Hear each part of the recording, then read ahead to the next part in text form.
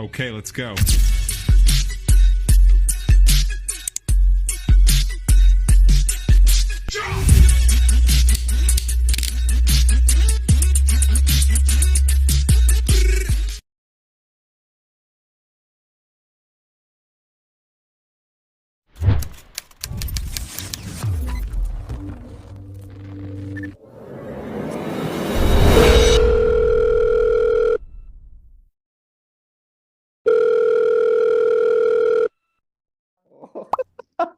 Aku kira tadi jam Miss, versi jam 3-nya sini.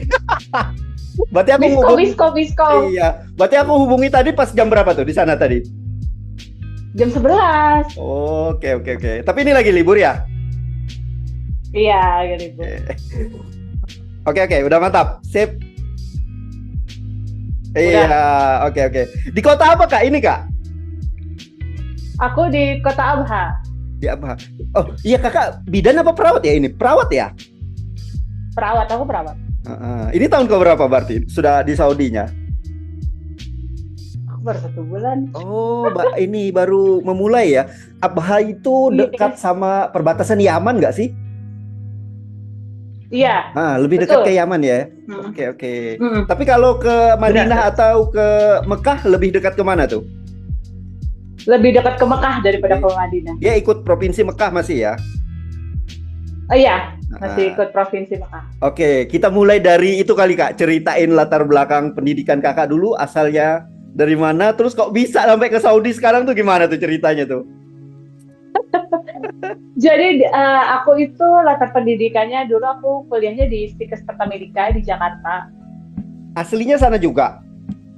Enggak, aku aslinya Kerawang, cuman aku kuliahnya di Jakarta. Kuliah di Jakarta, langsung ambil S1. Jadi itu aku angkatan 2016.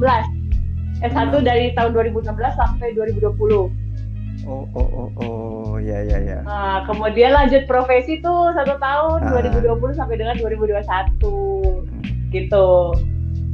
Setelah lulus fresh graduate aku langsung ngelamar kerja di RSU Bunda Jakarta. Itu aku fresh graduate langsung ngelamar ke situ. Berarti sempat merasakan gaji Indonesia ya?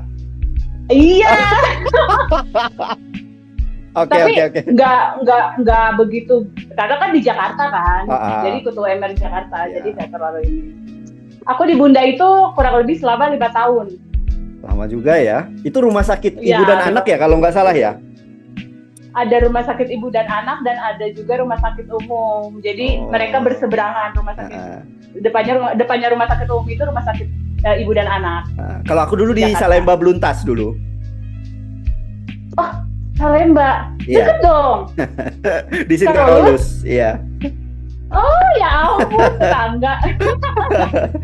Kuliah aja sih. Enggak, kuliahnya di Semarang, cuma ada stase manajemen. Nah, kami lahan itunya di situ dulu di Sinkarolus. Tetangga. Ya. Di Semarang. Kuliahnya ya di Semarang. Iya. Manajemen di Karolus terbilang oke juga sih, makanya lahan ininya di situ, stase manajemen ya. Iya. Oke, lanjut tadi Kak, lanjut. Nah, setelah itu, setelah sempat 5 tahun kerja. 5 tahun kerja, jadi aku di Bunda itu aku ditempatin di rawat jalan di poli. Awalnya itu aku cuman di poli umum biasa, tapi lambat laun alhamdulillah aku dipercaya sebagai PIC poli Obgyn sama PIC poli transplantasi ginjal. Gitu. Ya. Kenapa tapi di aku poli bisa ke ya? Arab Saudi? Nah, tapi di poli itu basicnya. Kenapa aku bisa ke Arab? Jadi kebetulan tahun kemarin itu aku umroh di bulan Oktober. Aku tuh umroh. Terus aku ketemulah sama temanku yang kerja di Madinah, dia sebagai mutawifah. Kayaknya aku kenal temannya itu. Coba sebutin siapa? Kayak aku udah podcast Dinda. juga deh. Bukan dia mutawifah. Bukan ya. Siapa? Soalnya aku ada lihat. Bukan. Oh gitu Kak. Soalnya aku lihat di pertemanan Instagram itu kayaknya ada sama satu teman, siapa ya, lupa aku. Nanti ku cek lagi. Kayaknya Fajar. Bukan, perempuan juga Kak. Kayaknya sama berteman sama Tama Indah. Iya, Kak Tama, ya benar. Iya, Kak Tama ya. Bukan, aku enggak itu. Oke. Teman aku yang di Madinah ini dia mutawifah di Madinah. Terus ketemulah. ketemulah sama aku, ngobrol-ngobrol di depan Masjid Nabawi gitu ya.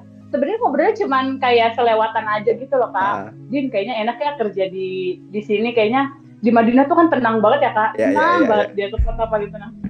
Din kayaknya enak ya kalau aku kerja di sini. Iya kerja aja di sini, banyak kok perawat di Indonesia kerja di sini. Masa sih?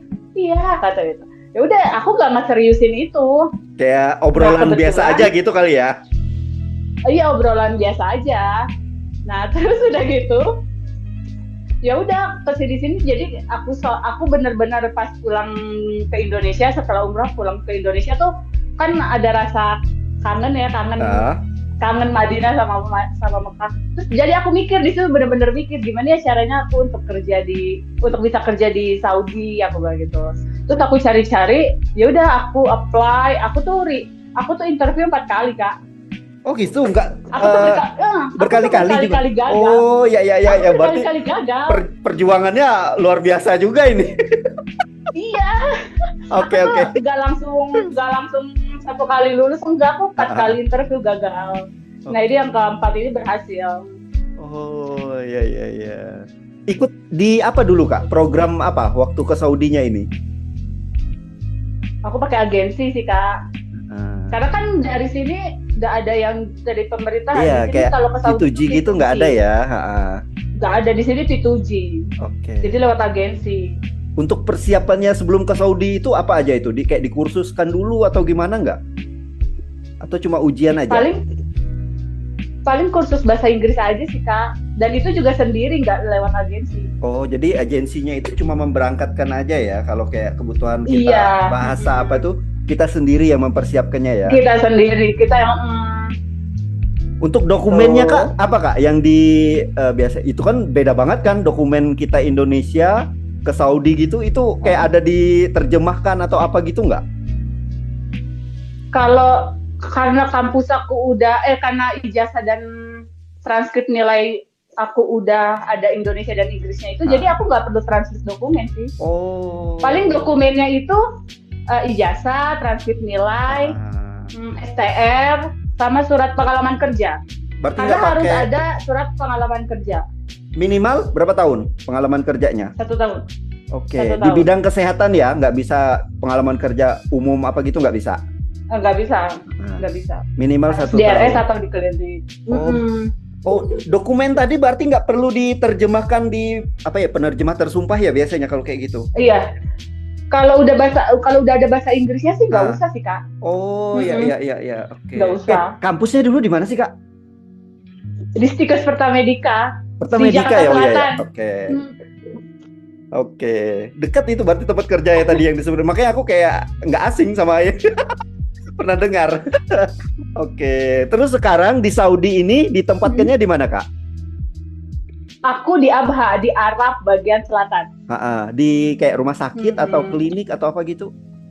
Aku di rumah sakit King Khalid namanya. Jadi dia itu rumah sakit negeri di bawah naungan Kementerian Kesehatan. Oke, ini kayak RSCM-nya Indonesia lah. Betul.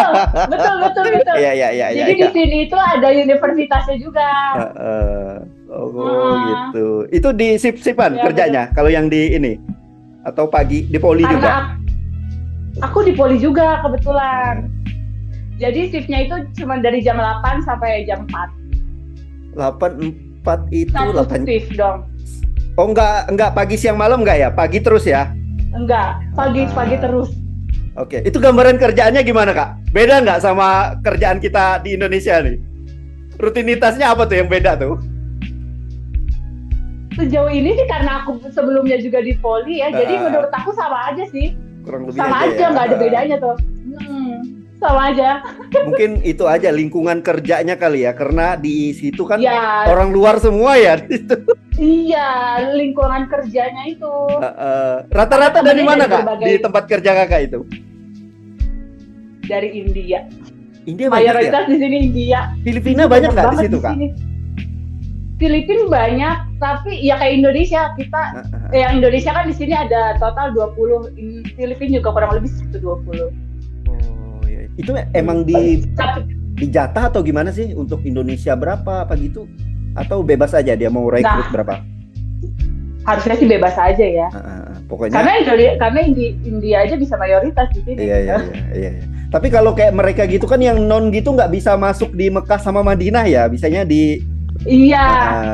Oh, untuk Madinah boleh, tapi Madinah boleh ya? Mereka kalau di Madinah harus pakai kerudung. Oh iya, ngikuti syariat di sana. Iya. Oke. Yang boleh itu Mekah. Untuk lingkungan kerjanya itu pakai bahasa Inggris bukan bahasa Arab, Kak? Bahasa Inggris, lingkungan kerja antar teman lingkungan kerja teman tuh bahasa Inggris, tapi kalau ke pasien itu bahasa Arab. Di sini Kak, aku culture shocknya tuh, aku kira di sini, aku kira warga lokal di sini bisa bahasa Inggris. Ternyata nggak semuanya bisa bahasa Inggris. Jadi mau nggak mau aku harus belajar bahasa Arab. Oke. Berarti sekarang kemampuan bahasanya nambah nih ya, bahasa Arab dan bahasa Inggris ya. Oke. Karena ternyata kalau di Abha itu rata-rata warga lokalnya memang tidak bisa bahasa Inggris, beda dengan di Mekah, Madinah dan Riyadh, gitu katanya. Jadi kita harus harus belajarlah bahasa Arab ya. Harus nggak mau ya.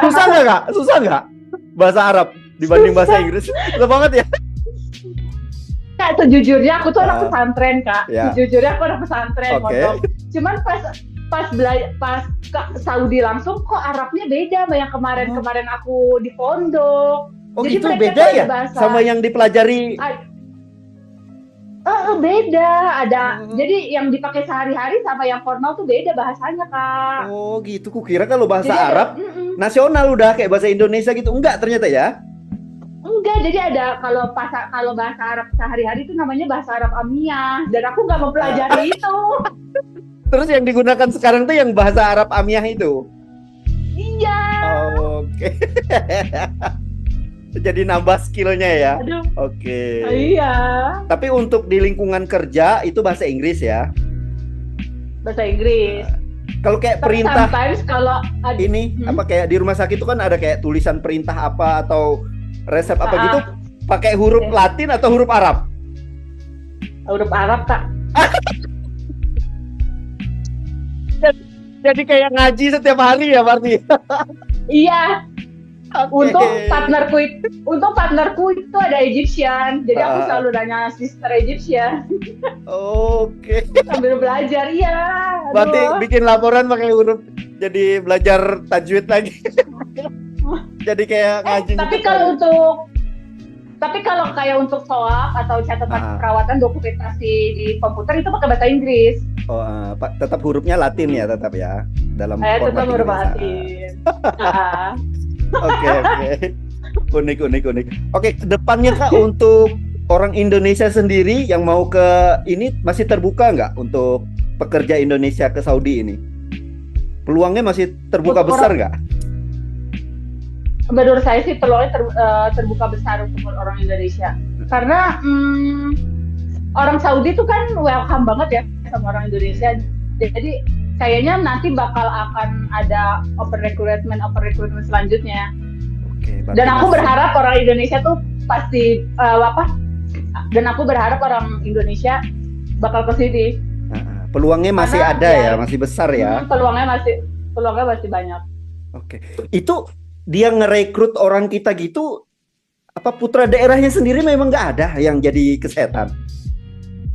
Atau gimana sih prinsipnya di Saudi itu?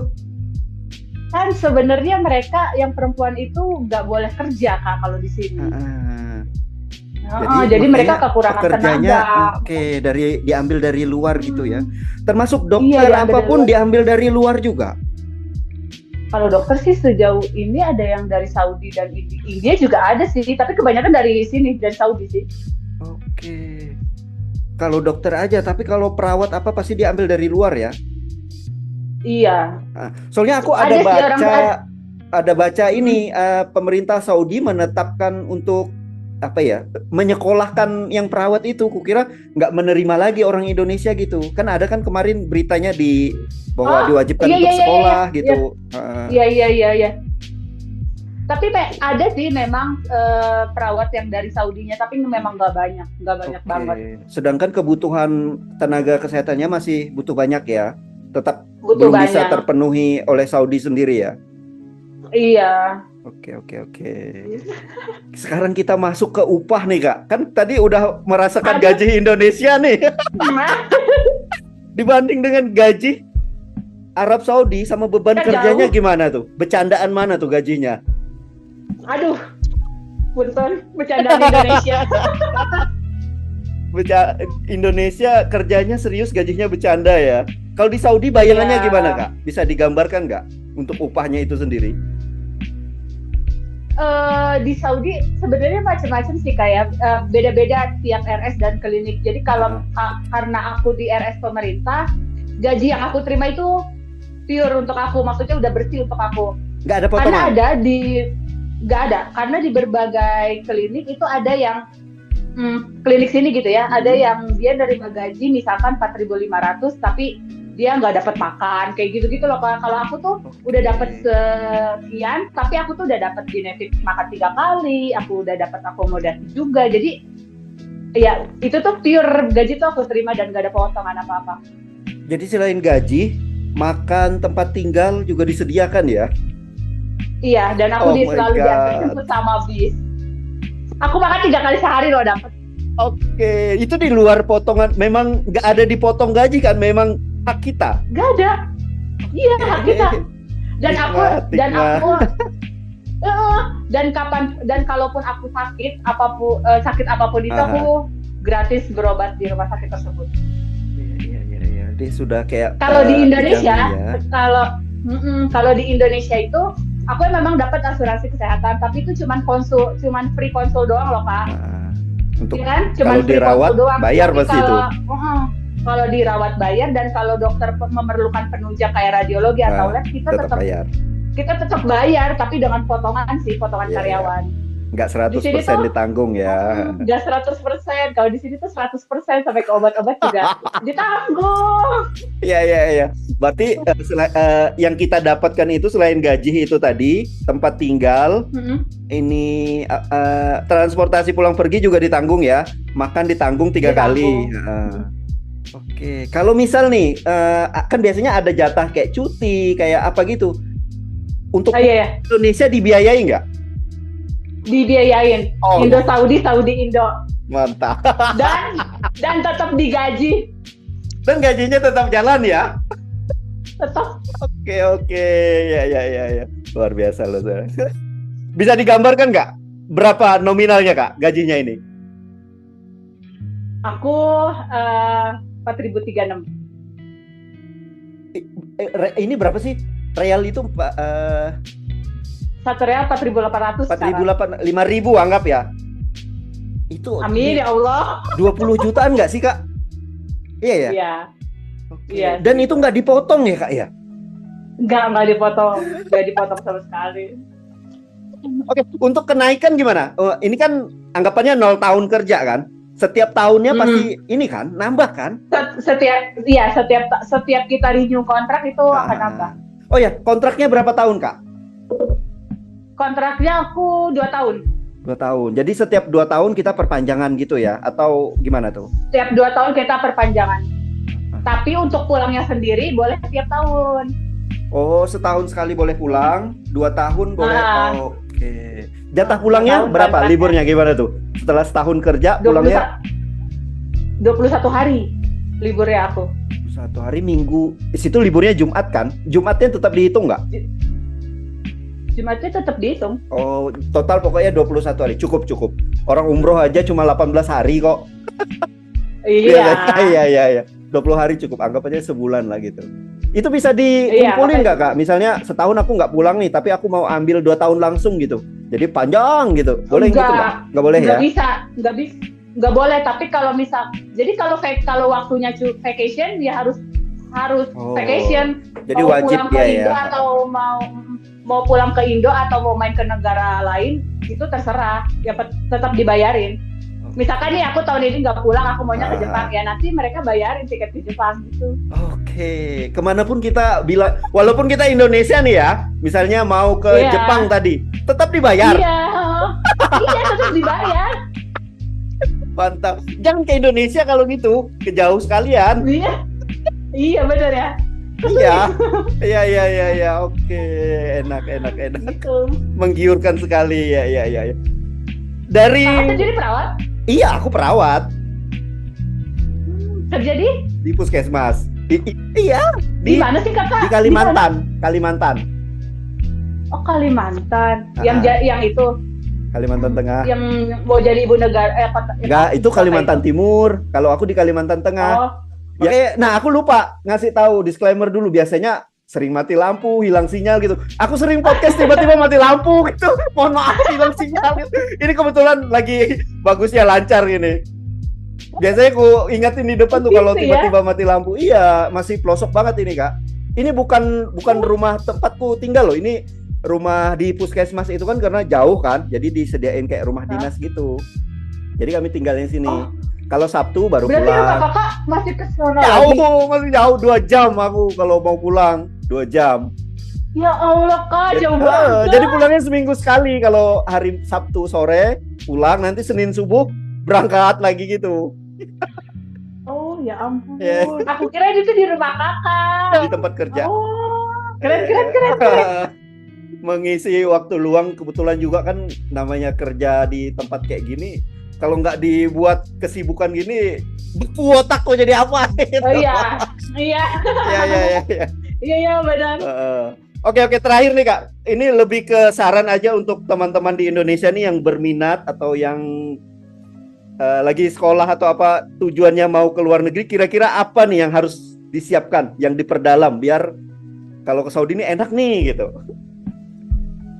Saran aku sih kalau untuk teman-teman yang udah punya tekad untuk kerja di luar negeri, saran aku mulai pelajari bahasa Inggris mulai dari sekarang. Ada ketentuan TOEFL harus berapa? Nah, kalau untuk di Saudi sendiri itu nggak ada ketentuan TOEFL IELTS itu nggak ada. Oke, jadi Inggris basic aja nggak masalah. Tapi jangan basic banget sih menurut aku. Ya. Harus bisa karena itu kan nanti akan komunikasi sama antar negara kan. Bahasa Inggris justru ya, bukan bahasa Arab ya. Bahasa Inggris. Kalau bisa bahasa Arab juga lebih baik sih. Ya. Karena nggak itu tadi seperti kakak ceritakan tadi nggak semua daerah itu paham bahasa Inggris. Oke. Paham bahasa Inggris iya. Tapi kan bahasa Arabnya nanti beda lagi kayak yang kakak ceritakan tadi. Bukan itu harus belajar bahasa Arab Amiyah makanya. Oke. Kalau yang dipelajari kayak kita di Indonesia itu bahasa Arab apa itu? Itu yang formal. Yang formal. Emang beda jauh ya Kak? Nggak ada nyenggol-nyenggolnya gitu? Beda jauh Kak, jauh banget. Aku aja nggak ngerti. Aku aja yang lulusan apa ya? Kok nggak ada? Kok nggak ada di pondok aku kemarin bahasa ini gitu. Jadi aku jadi aku tuh belajar bahasa Arab dari luar lagi. Oke, tapi karena ada basic kan udah dari awalnya mengenal bahasa Arab itu mungkin kosakatanya ada beberapa yang mirip kali ya. Ada. Iya, ada beberapa. Oke. Selain bahasa apa lagi yang harus disiapkan? Kalau kayak mereka Jepang nih, kalau yang pengalamannya, kalau kita bisa nari itu bagus katanya gitu. Nah, kalau di Arab sendiri apa tuh yang harus disiapkan? Selain skill itu tadi apa segala macam tadi? Apa ya, kalau budaya di sini kan nggak terlalu beda, kita bisa ngikutin gitu ya. Apa ya? Dokumen aja sama persiapan bahasa itu tadi kali ya. Yang paling penting tuh bahasa yang perlu dipersiapin banget. Kalau makanan sendiri ada kesulitan nggak Kak? Nah, makanan sana sama Indonesia? Makanan aku ada kultur shock makanan juga kebetulan. Oh gitu. Jadi ketika aku sampai di sini, kita kan dapat makan nih, kita ngambil makan ke kitchen. Di situ kita langsung dikasih menu Indian food. Oh India. Menu Indian food. Terus pas kita makan nggak masuk sama sekali. Nasinya nggak masuk, lauknya nggak masuk. Nasinya terus yang panjang-panjang itu kan? Biryani apa ya namanya ya? Enggak, nasi India tuh dia putih putih kayak kita, tapi dia agak gendut gitu loh. Oh. Pokoknya Oke. nasinya nggak masuk di nasinya nggak masuk di aku, lauknya juga nggak masuk di aku. Nah, terus kesini aku baru tahu tuh dari teman-teman kalau ada menu Arabian food, Arabic food. Nah, terus aku cobalah menu Arabic food. Aku lebih cocok ke Arabic food dibanding Indian food. Oke. Jadi sampai sekarang aku makannya Arabic food terus. Pilihannya dua Nggak itu bisa. aja, Arab atau India itu tadi. Iya. Dia nggak nyediain makanan Iya. Indonesia ya? Apa karena Kayaknya India banyak Indian banget food. di situ? Nah, karena India itu jadi mayoritas, makanya dia ada Indian food kan. Makanya aku berharap, ayo nanti Indonesia ke sini. Oke. Biar ada menu nasi uduk, Oh, iya. lontong sayur, soto. Yang dikangenin berarti dari makanan apa nih? Ada nggak yang dikangenin dari Indonesia? Ada makanan Indonesia tuh nggak ada lawannya. Iya. Sumpah, Tapi itu paling di enak Arab udah. sendiri bukannya banyak ya toko-toko jualan masakan Indonesia gitu? Tapi di Madinah sama Mekah ya. Kalau di situ agak jarang. Nah, di ya. Madinah dan Mekah, di sini jarang. Paling di sini itu restoran Filipina yang banyak tuh. Oke. Jauh nggak Kak ke Mekahnya? Berapa jam?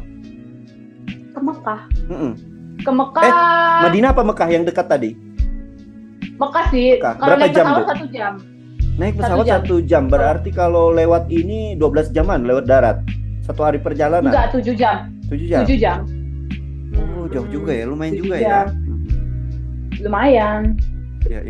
Tapi di sini tuh kayaknya kalau untuk ke Mekah memang transportasinya itu pesawat. Nggak ada kayak nggak ada lewat. kan kalau antara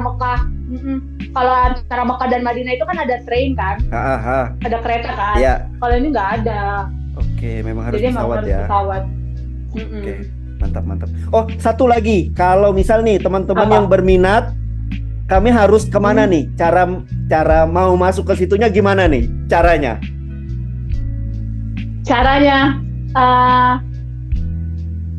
Cari agensi yang paling tepat sih. Sama biaya Iya. sekitar berapa persiapan yang sampai kita benar-benar berangkat itu menghabiskan biaya berapa? Kemarin aku habis 25 juta. Itu udah termasuk kayak Itu udah pengurusan dokumen apa itu ya? Iya. Itu udah pemberkasan, udah visa. Tapi itu di luar paspor ya. Paspor kan itu Paspor kita pribadi ya. keperluan pribadi. Visa tapi pihak itu yang kerjakan dari Iya. 20-an ya. Itu setahun yang lalu. 25 juta. 25. Itu setahun yang lalu. Iya. Setahun yang lalu. Sebulan yang lalu dong kan. Lagi Sebulan yang mikirkan lalu. ngumpulkan uang. Mempersiapkan itu. Oke. Makasih Kak. Tapi ada beberapa agensi yang itu ada dana talang kok Kak. Oh gitu. Jadi, gimana tuh maksudnya yang Ada. dana talang itu tadi? Dana talang itu berarti nanti sistemnya potong gaji ketika dia udah sampai di Saudi. Oh, jadi kita diutangin dulu, nanti gaji kita Iya, dipotong. diutangin dulu. Oke. Gitu. Ada yang kayak gitu. Kalau yang ini tadi boleh pakai gitu? yang kakak ini pakai? boleh. Boleh. Oh, Boleh. meringankan. Kalau kayak gitu mungkin bagi Iya, pekerja kita meringankan. Indonesia meringankan. Bayar berapa persen dulu, sisanya nanti tunggu udah Iya. kerja gitu ya. Oke. Iya, Bayangannya bisa gitu. kayak gitu. Siap. Nanti kalau aku butuh izin kucet ya. Kalau aku butuh Ya, kalau aku butuh berangkat, oke. Kalau untuk teman-teman maksudnya. aku tunggu. Ada batasan usia nggak? 35 tahun Kak. 30. Wah, nggak bisa lagi, udah lewat berarti. Oke, mungkin rezeki untuk teman-teman yang lain atau mungkin untuk anak-anak kami nanti kali ya, disiapkan untuk Iya, berkarir di amin, sana. amin. Oke, makasih loh Kak ya udah berbagi cerita, berbagi Iya. informasi. Oke, nanti kalau Sama-sama. kami butuh sesuatu yang pengen berangkat nih, izin Oke. kucet nanti ya. Oke. Oke, sip. Makasih. Assalamualaikum. Dadah. Waalaikumsalam. Salam untuk teman-teman di sana ya. Iya, siap. Sehat-sehat Kak. Oke, sama-sama. Makasih. Iya.